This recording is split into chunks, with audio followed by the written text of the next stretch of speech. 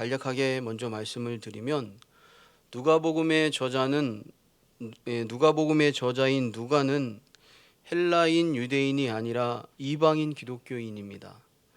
누가복음을 이방인을 위한 복음의 책이라고도 합니다. 누가는 누가복음과 사도행전을 기록하였는데 이 누가복음과 사도행전의 분량은 신약 성경의 4분의 1 정도가 됩니다. 그래서 누가는 신약 성경을 기록한 저자 중 아주 중요한 한 사람입니다. 이 누가복음의 특징은 먼저는 하나님의 구속서와 세속의 역사를 연결시키므로 역사를 주관하시는 하나님을 부각시키며 전개합니다. 예를 들어서 1장 5절에서는 유다왕 헤롯의 때에, 2장 1절에서는 그때의 가이사 아구스도가 영을 내려, 3장 1절에서는 디베료 황제가 통치한 지 15해 등으로 역사적인 연결을 보여줍니다. 두 번째로는 누가복음은 당대 기득권 세력이 소외시켰던 가난한 자, 병든 자, 사마리아인 여자, 이방인들을 품으시는 예수 그리스도의 모습을 다른 복음에서보다 더 많이 드러내고 있습니다. 그리고 누가복음의 세 번째 특징은 누가복음에서는 중요한 순간마다 기도하시는 예수님의 모습을 보여줍니다.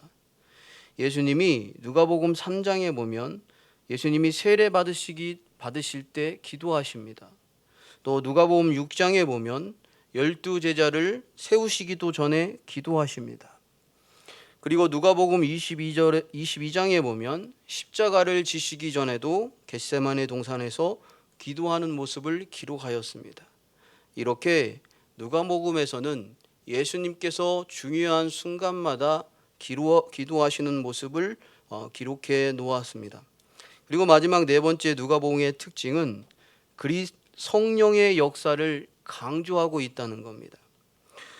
모태에서부터 성령의 충만함을 받은 세례 요한, 또 성령을 통한 마리아의 잉태, 예수님의 탄생과 세례 요한의 탄생이 다 성령의 역사임을 강조하고 있습니다.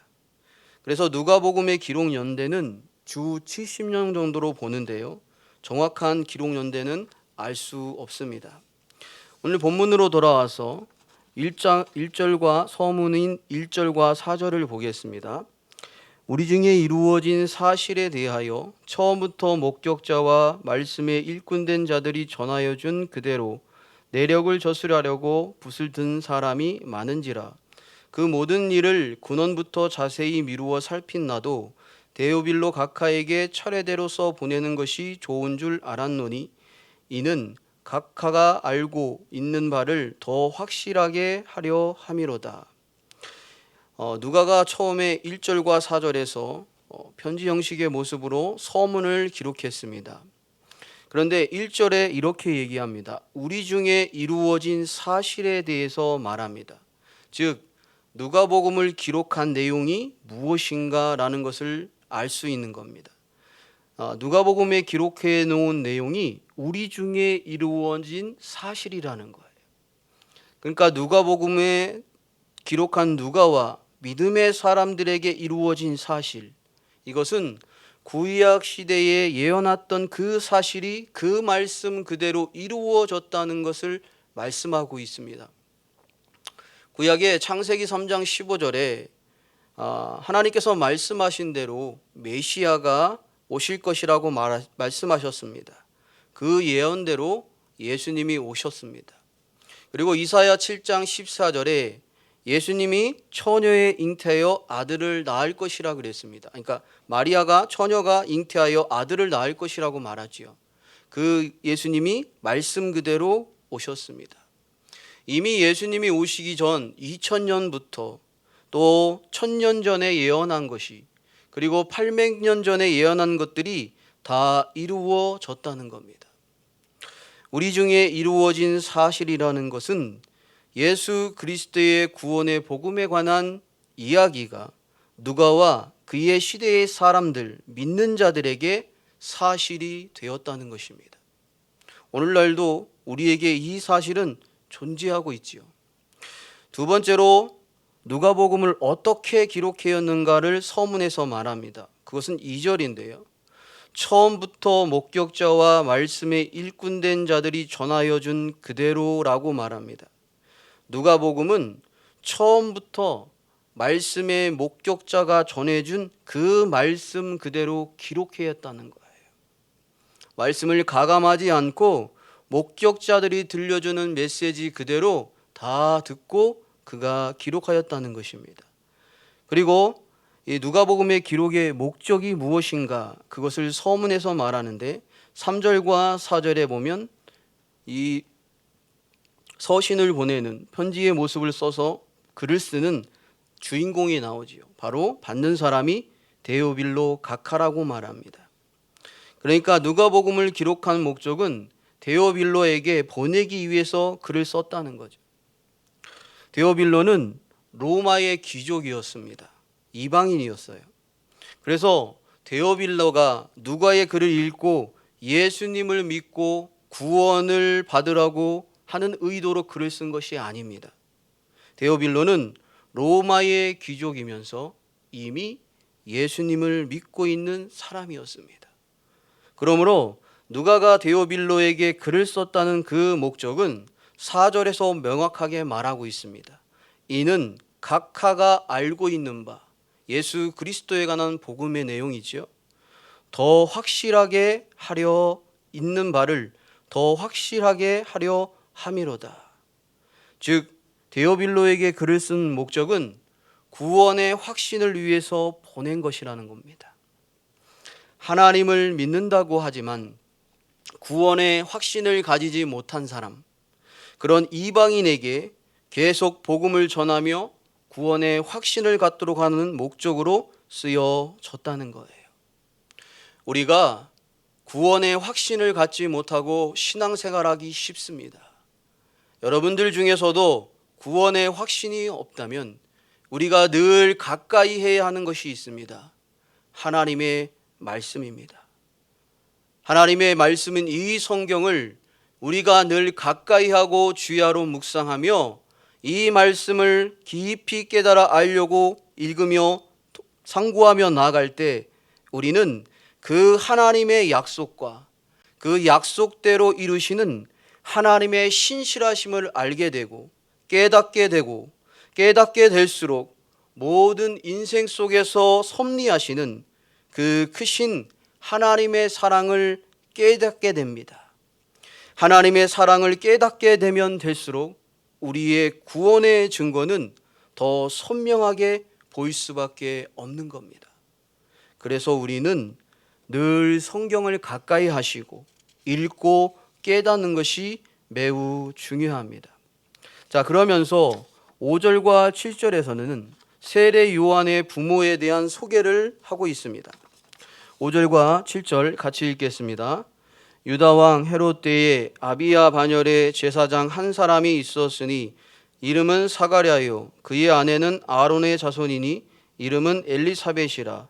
이 두 사람이 하나님 앞에 의인이니 주의 모든 계명과 규례대로 흠이 없이 행하더라. 엘리사벳이 잉태를 못함으로 그들에게 자식이 없고 두 사람의 나이가 많더라. 유다 왕 헤롯 때에 아비야의 반열에 제사장 중 한 사람이 있었습니다. 그의 이름이 사가랴입니다. 그리고 그에게 아내가 있었는데 그 아내의 이름은 엘리사벳이며 그는 아론 자손의 후손이었습니다. 이 두 사람이 하나님 앞에 의인이며 주의 모든 계명과 규례대로 흠이 없던 자들이라고 성경을 말합니다. 그런데 이들 사이에 아이가 없었고 이들은 나이가 많았다고 말하고 있습니다. 사가랴의 이름의 뜻은요, 여호와께서 기억하신다라는 의미입니다. 구약에서도 같은 의미를 가진 선지자가 있습니다. 그 선지자가 스가랴입니다. 그러니까 히브리어로의 이름이 스가랴고 헬라어의 발음의 표현의 이름이 사가랴입니다. 같은 이름이라는 거죠. 사가랴는 제사장의 아비야의 반열의 가문이었고 엘리사벳은 아론 가문의 자손입니다. 우리가 이것을 볼 때에 아주 신앙적으로 갖추어진 그런 가정이라고 성경은 소개하고 있는 것을 알 수 있습니다. 이 세례 요한의 아버지인 사가랴는 직분이 제사장입니다. 그러나 대제사장은 아니에요. 대제사장은 아론의 후손으로서 장손만이 대제사장이 될 수가 있습니다. 특별히 이 당시에는 대제사장을 로마 정권에서 장악하고 있었기 때문에 그들에게 뇌물을 주면 누구든지 대제사장이 되던 시대였습니다. 그러면 이 반열이라는 것을 얘기하고 있는데, 이 반열이 왜 생겼냐면 모세로부터 다윗의 시대까지 약 600년 가까운 세월이 흐르자 제사장의 숫자가 너무너무 많아지게 됐습니다. 그렇게 되니까 제사장들이 일하기가 곤란하게 됐습니다. 그래서 24반열을 만들고 그들이 1년에 2번씩 가서 성소에 가서 봉사를 하게 되었습니다. 이 아비야의 반열은 24반열 중에 제8번째 반열에 속합니다. 그래서 8주간째 들어가서 성소에서 이 사가랴가 봉사를 하게 되는 것입니다. 그러면서 6절에 아주 중요한 사가랴와 엘리사벳의 신앙을 보여줍니다. 이 두 사람이 하나님 앞에 의인이니 주의 모든 계명과 규례대로 흠이 없이 행하더라. 이 두 사람이 하나님 앞에 의인이라고 성경은 말하고 있습니다. 이 시대는 어떤 시대였냐면 사회적으로도 암흑한 시대였을 뿐 아니라 종교적으로 신앙적으로도 교회의 신앙이 부패한 시기였습니다. 이런 암흑과 같은 시대에서 하나님은 이들에게 의인이라고 말씀하고 계신 겁니다. 그 이유는 세상은 너무나 부패했지만 사가랴와 엘리사벳은 하나님의 말씀을 상고하고 그 말씀을 따라서 순종하는 삶을 살았기 때문입니다. 여러분, 의인이라는 그 말의 의미 속에는 하나님을 바로 의지한다는 뜻을 담고 있습니다. 하나님만을 바로 의지한다. 즉 자기의 부족을 알고 자기의 더러움을 알기 때문에 하나님 아버지 앞에 나아갈 수밖에 없는 존재라는 것을 알면서 하나님을 의지하는, 그리고 하나님의 말씀만을 의지하는 자를 말하는 거예요. 그러므로 우리 또한 전심으로 하나님을 의지할 때 의인이 되는 것입니다. 누구를 의지할 때요? 누구를요? 하나님을. 어떻게 해요? 전심으로 의지할 때 하나님이 그것을 기뻐 받으시며 우리에게 의인이라는 의를 이룩혀 주실 수 있는 거예요. 시대적으로 영적으로 암흑한 이 시대에 사가랴와 엘리사벳은 믿음의 계대를 이어나가는 아름다운 가정이었습니다. 그리고 이 가정에서 하나님 안에서 주의 말씀 그대로 양순하며 살아가는 이 믿음의 가정에서 예수님의 길을 예비하게 될 세례 요한이 출생했다는 것을 성경은 증거하고 있습니다. 여러분, 그래서 믿음의 가정이 너무너무 중요한 거예요. 결국엔 믿음의 가정에서 축복된 하나님의 믿음의 일꾼들이 세워지고 나타나고 하나님께서 그들을 사용하시는 겁니다. 그래서 부모의 믿음이 너무너무 중요하고 부모의 삶이 너무너무 중요하고 부모님의 믿음의 인격이 너무너무 중요한 거예요. 사가랴와 엘리사벳은 시대적으로 어두웠지만 그들의 중심은 하나님을 의지하는 삶이었습니다. 여러분은 하나님을 얼마나 의지하고 살아가고 계십니까? 우리가 하나님의 말씀을 순종하려고 할 때 우리 인간의 노력으로만 되는 것은 아닙니다. 주님을 의지해야 하고 기도해야 합니다. 그리고 성령께서 우리를 주셔야 합니다. 그러면 우리도 사가랴와 엘리사벳과 같이 흠없이 행할 수 있는 믿음의 사람이 될 수 있는 것입니다. 주님은 이런 사람들을 찾아 사용하십니다. 그것을 주님을 이 성경을 통해서 우리에게 말씀하고 있는 겁니다. 그 다음에 8절과 11절을 보겠습니다. 여기서는 사가랴가 이제 성소에 들어가서 분향을 하는 장면 가운데 천사가 찾아오는 것을 보게 됩니다. 8절에서 11절 같이 읽겠습니다. 마침 사가랴가 그 반열의 차례대로 하나님 앞에서 제사장의 직무를 행할새 제사장의 전례를 따라 제비를 뽑아 주의 성전에 들어가 분향하고 모든 백성은 그 분향하는 시간에 밖에서 기도하니 주의 사자가 그에게 나타나 향단 우편에 선지라. 24 반열 중에서 8번째 반열인 이 반열이 제사를 드리게 되었습니다. 그래서 아비야 반열 중에서 제사를 드릴 때 제비를 뽑아서 제비가 뽑힌 사람이 성소에 들어가서 분향을 하는 겁니다. 이때 사가랴가 뽑혔고 사가랴가 들어가서 분향을 할 때 백성들은 분향하는 그 시간에 기도를 하였습니다. 그리고 그때 사가랴 앞에 주의 사자가 나타났습니다. 당시 이스라엘 백성들이 제사장들이 분향하는 것은 아침에 한 번, 저녁에 한 번 이렇게 들어가서 분향을 합니다. 그리고 이 분향하는 시간은 그렇게 오랜 시간이 걸리지 않습니다. 향을 피운다는 것은 여기에서의 의미는 영적인 의미는 기도를 드린다는 것을 말합니다.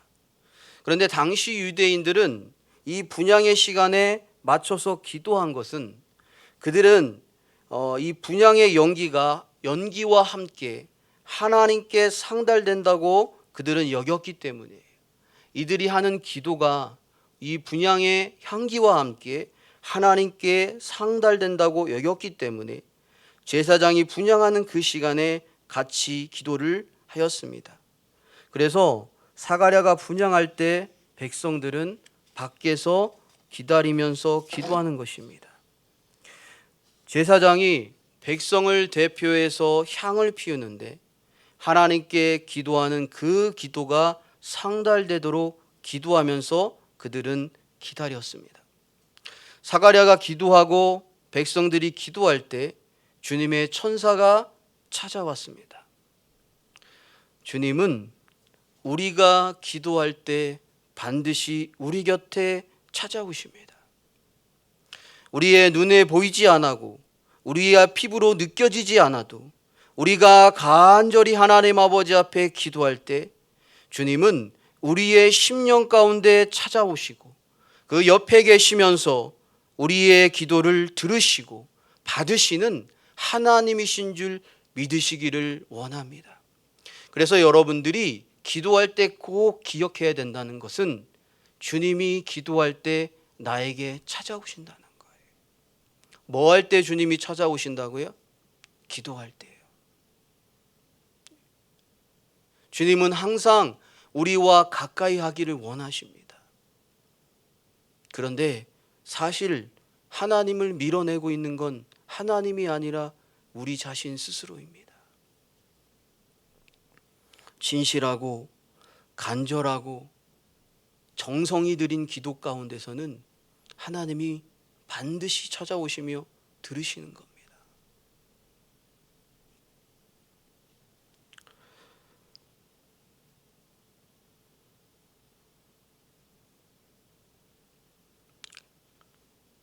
여러분, 깨어나십시오. 잠든 영혼을 깨우세요. 기도하지 않는데 하나님은 어떻게 만날 수 있습니까? 기도하지 않는데 하나님의 뜻을 어떻게 찾을 수 있습니까? 기도하지 않는데 하나님이 주시는 은혜와 기쁨이 무엇인지 얼마만큼 느끼고 알 수 있습니까? 영혼을 깨우십시오. 때가 얼마 남지 않았습니다. 우리의 세월이 천년 만년일 것 같지만 길어야 100년입니다. 여러분 100년의 세월 가운데 얼마나 남으셨다고 생각하십니까?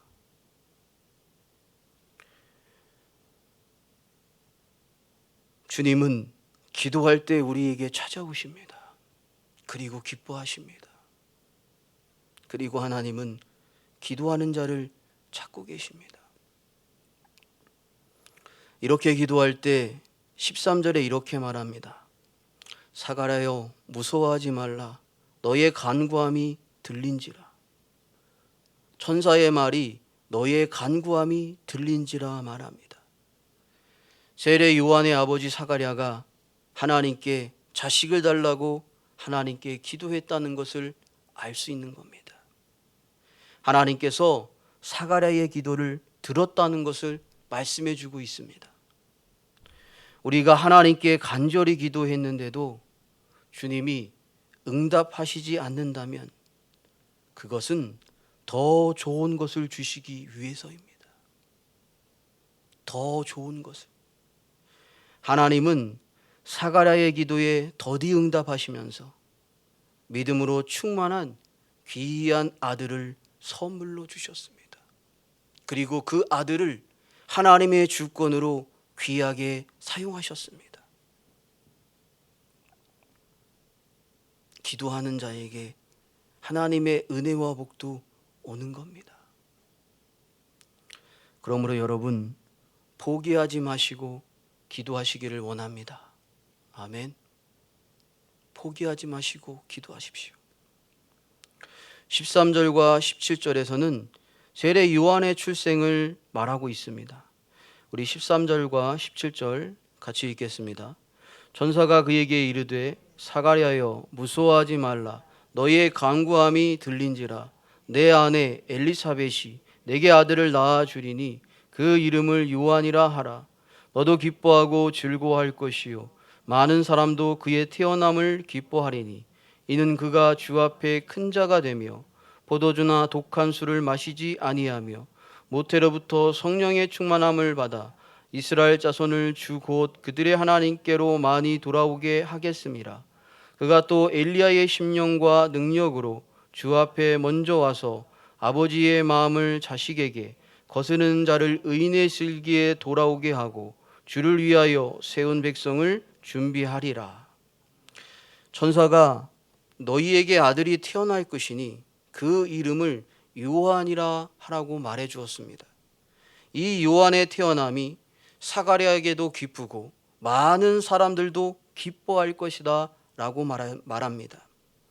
요한이라는 이름의 뜻은 여호와의 은총을 입은 자라는 의미를 가지고 있습니다. 유대인들의 이름은 자녀들의 이름을 지을 때 대부분 자기 가문의 이름을 씁니다. 자기 가문 중에서 훌륭했던 사람의 이름을 따서 그 계대를 이어나가서 이름을 지었습니다. 그런데 이 사가랴의 가문에는 요한이라는 이름이 없었습니다. 하나님께서 요한을 보내심은 그의 이름의 뜻에서 보여주는 거예요. 여호와의 은총을 입은 자, 귀한 자녀라는 것을 하나님께서 말씀하여 주시는 겁니다. 그 이유가 요한의 사명을 보면 알 수가 있습니다. 요한의 사명은 16절에 나오는데요.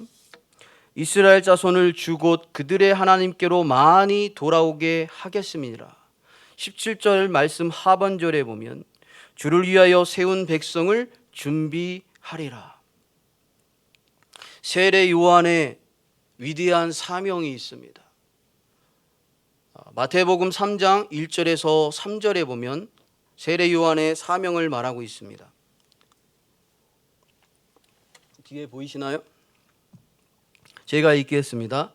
그때 세례 요한이 이르러 유대 광야에서 전파하여 말하되 회개하라 천국이 가까웠느니라 하였으니 그는 선지자 이사야를 통하여 말씀하신 자라 일렀으되 광야에 외치는 자의 소리가 있어 이르되 너희는 주의 길을 준비하라 그가 오실 길을 곧게 하라 하였느니라. 마가복음 1장 1절에서 4절에도 세례 요한의 사명을 말하고 있습니다.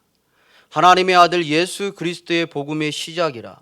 선지자 이사야 그래 보라, 내가 내 사자를 내 앞에 보내노니 그가 내 길을 준비하리라.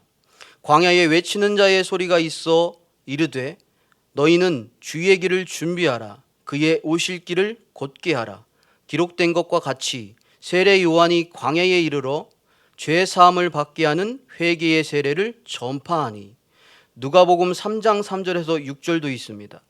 요한이 요단강 부근 각처에 와서 죄 사함을 받게 하는 회개의 세례를 전파하니 선지자 이사야 책에 쓴 바 광야에서 외치는 자의 소리가 있어 이르되 너희는 주의 길을 준비하라. 그의 오실 길을 곧게 하라.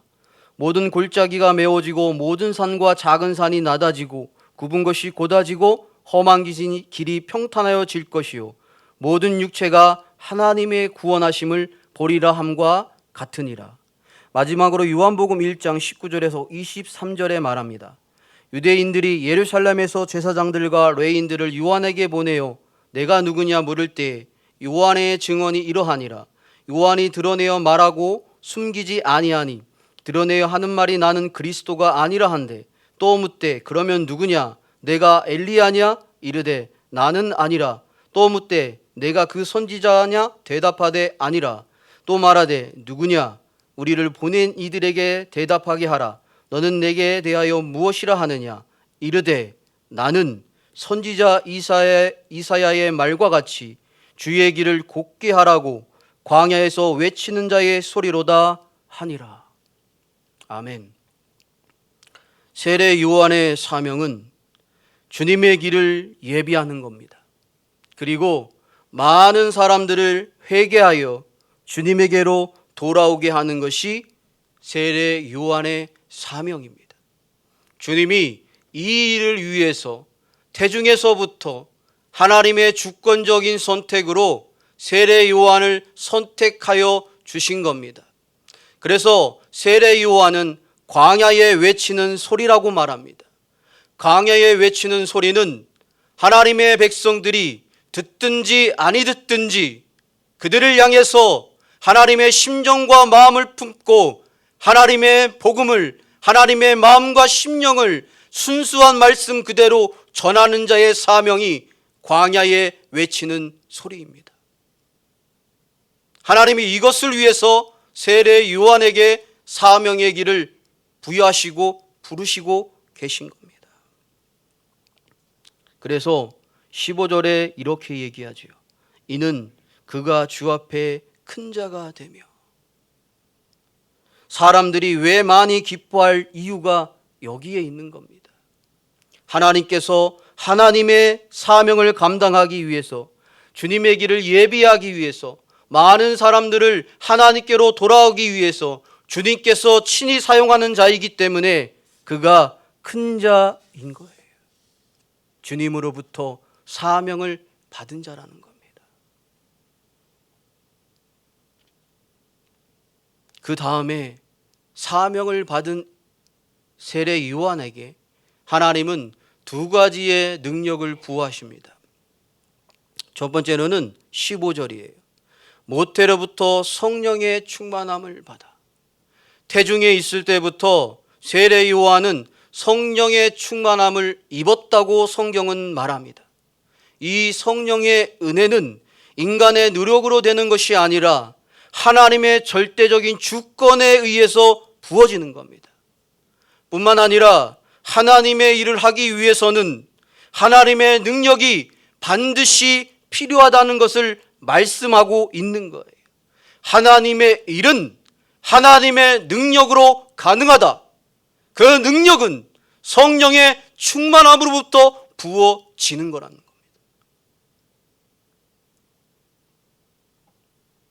그러므로 하나님의 백성에게는 성령의 충만함이 반드시 있어야 됩니다. 세례 요한은 모태에서부터 성령의 충만함을 입는 하나님의 주권적인 은혜를 입었습니다. 그러면 우리는 어떻게 성령의 충만함을 입어 하나님의 능력을 소유할 수 있을까요? 그 길은 여러분이 알고 계십니다. 답은 하나예요. 기도하는 것밖에 그 길이 우리에게는 없습니다. 아멘이십니까?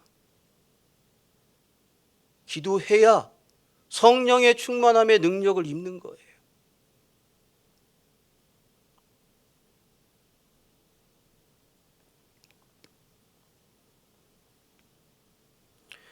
예수님께서 사역을 시작하시기 전에 세례 요한에게 세례를 받으셨습니다. 예수님께서도 세례 요한에게 세례를 받을 때 성령이 비둘기같이 임하였다고 성경은 기록합니다. 예수님조차도 성령의 충만함으로 하나님의 사역을 감당하며 시작하셨습니다. 세례 요한은 구약의 마지막 선지자로서 세움을 입고 예수님에게 물로 세례를 주어서 예수님을 세우는 일을 하였습니다. 그것이 주님의 길을 예비하는 세례 요한의 사명이었습니다.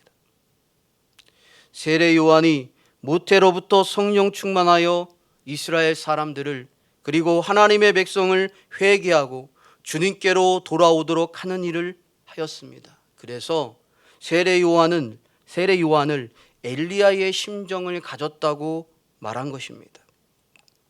요한의 사역의 대상은 하나님의 백성인 이스라엘 사람들이었습니다. 실제 세례 요한은 일생 동안 이스라엘을 떠나지 않고 이스라엘 백성만을 대상으로 회개와 메시지를 전함으로써 메시아의 도래를 전하였습니다. 우리가 이 말씀을 통해서 반드시 기억해야 하는 것은 우리는 교회 안에서 이루어지는 아주 작은 헌신을 위해서라도 우리는 먼저 성령의 충만함으로 되어져서 헌신하는 자가 되어져야 한다는 겁니다.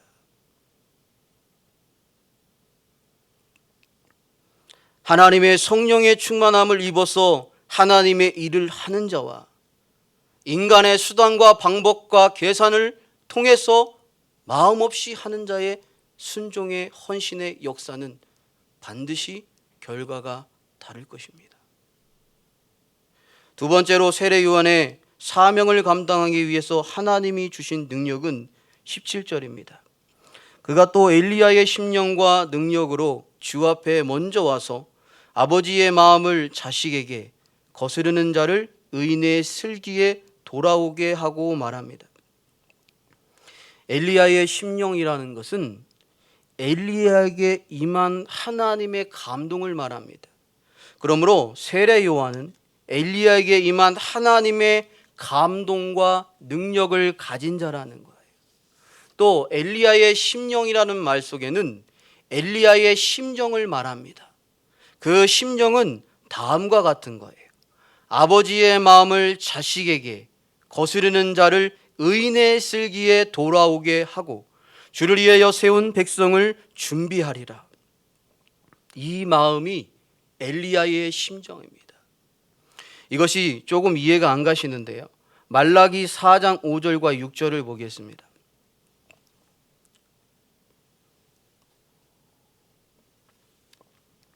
말라기서 4장 5절과 6절, 여기에 보면 제가 읽겠습니다. 보라, 여호와의 크고 두려운 날이 이르기 전에 내가 선지자 엘리야를 너희에게 보내리니 그가 아버지의 마음을 자녀에게로 돌이키게 하고 자녀의 마음을 그들의 아버지에게로 돌이키게 하리라.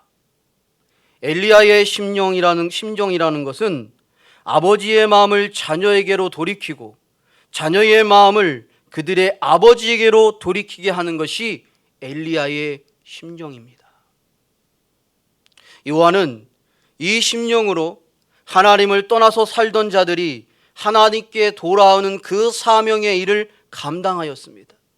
요한은 우상을 섬기며 죄 가운데 살아가는, 그리고 하나님에 대한 사랑과 섬김으로 죄 가운데 살아가는 자들이 하나님의 사랑과 섬김으로 돌이키는 일을 하였고, 세례 요한은 하나님의 백성으로 하여금 회개하여 본래의 위치로 되돌아오게 하는, 그래서 성육신하신 하나님 그리스도를 영접하게 하는 일이 세례 요한의 사명이었습니다.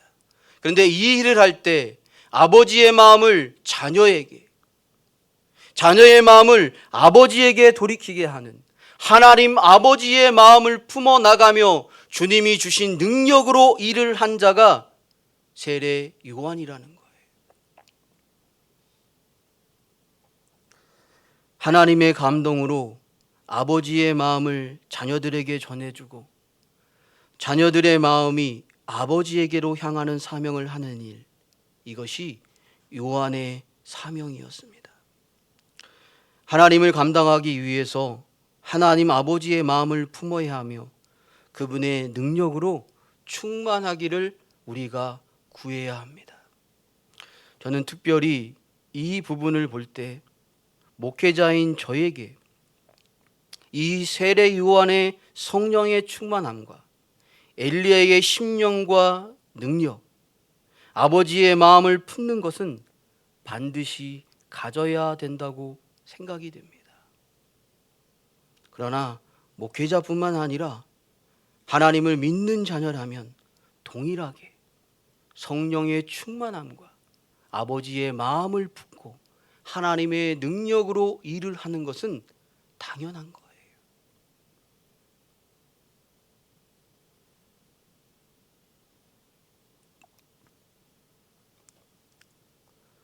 이렇게 세례 요한의 사명과 그의 능력 부으심을 사가랴가 듣습니다.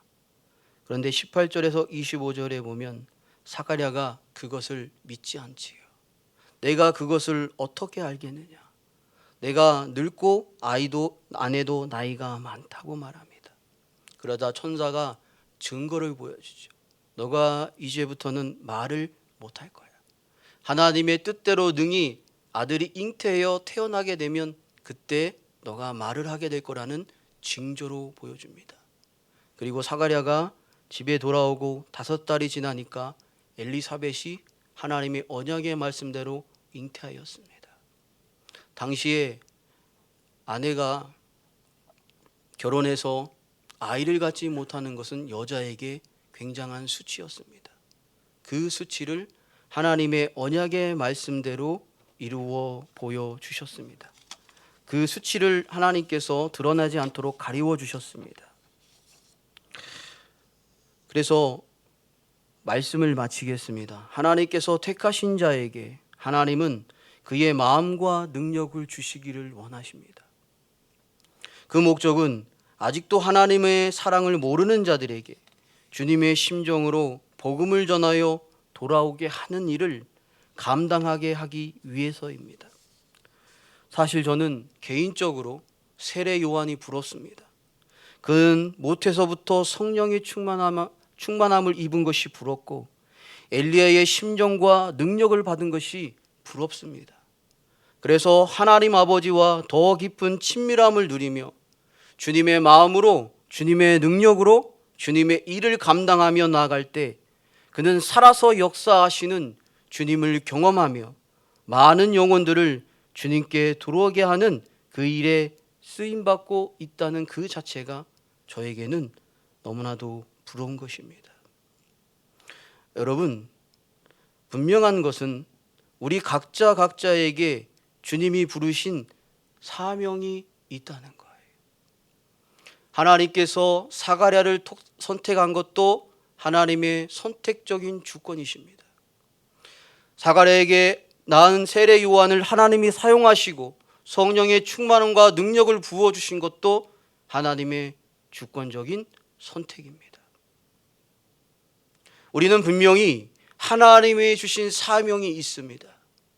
그러므로 우리가 깨달아야 되는 것은 하나님이 우리에게 감당하라고 하신 그 사명이 무엇인가를 우리는 날마다 깨어 기도하며 찾아야 한다는 거예요. 여러분의 세월이 얼마나 남지 않았다고 사명이 없는 것이 아닙니다. 젊은 사람은 지금부터 하나님의 사명이 무엇인지를 하나님 아버지 앞에 갈구하며 간급하며 찾으며 그 사명을 찾아서 그 길을 걸어가야 하는 겁니다.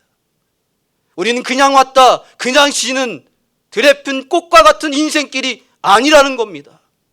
하나님은 우리를 부르셨을 때 세례 요한을 부르시고 선택하신 것처럼, 사가랴의 가정에서 주권적으로 하나님이 세례 요한을 태어나게 하신 것처럼, 하나님의 절대적인 주권의 선택은 우리에게 분명한 사명을 제시하고 있다는 겁니다. 그 사명에 깨닫는 자가 되시기를 주님의 이름으로 축원합니다. 기도하겠습니다. 살아서 역사하시는 하나님, 하나님의 사랑을 진심으로 감사합니다. 사가랴의 가정 가운데 선택하여 주신 것도 하나님의 주권이요, 그 가운데 세례 요한을 선택하시고 태어나게 하시는 것도 하나님의 주권이요, 그 세례 요한에게 성령의 충만함과 엘리야의 심정과 능력을 주시는 것도 하나님의 주권과 은혜입니다. 하나님, 부족한 저희를 사랑하여 주시고 하나님의 자녀로 불러주신 그 귀하신 은혜의 사랑에 참으로 우리가 눈을 뜨는 자가 되게 하여 주시옵소서. 하나님께서 부르신 그 사명을 구하고 찾는 자들이 되게 하시고, 그 사명의 길을 충성되게 살아감으로 하나님 아버지 앞에 섰을 때 칭찬과 영원한 상급을 부여받는 믿음의 행보가 될 수 있도록 깨닫게 하여 주시옵소서. 우리 영학교의 모든 사랑하는 영혼들 엘리야의 심정을 부어 주시옵소서. 성령의 충만함을 부어 주시옵소서. 예수님의 이름으로 기도하옵나이다. 아멘.